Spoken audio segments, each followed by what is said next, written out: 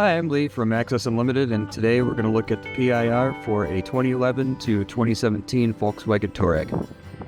The PIR in the Volkswagen Touareg installs through the OEM holes of your vehicle and requires no permanent modification. As you can see, the tie-downs that come in the cargo space of the Touareg are still usable and get relocated on top of the mount.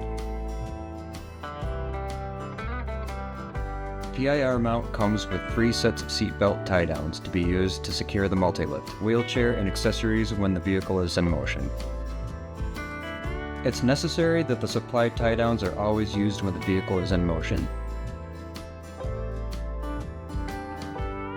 Assembling the unit is quick. Simply place the lift on the mount, secure it with provided pin,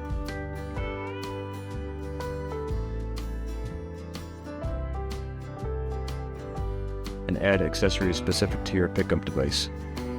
Extensions can also be added to assist in picking up wheelchairs that may be on a sidewalk. Lifting the cover, you can see the compartment for the spare tire and any accessories that are stored within it still accessible.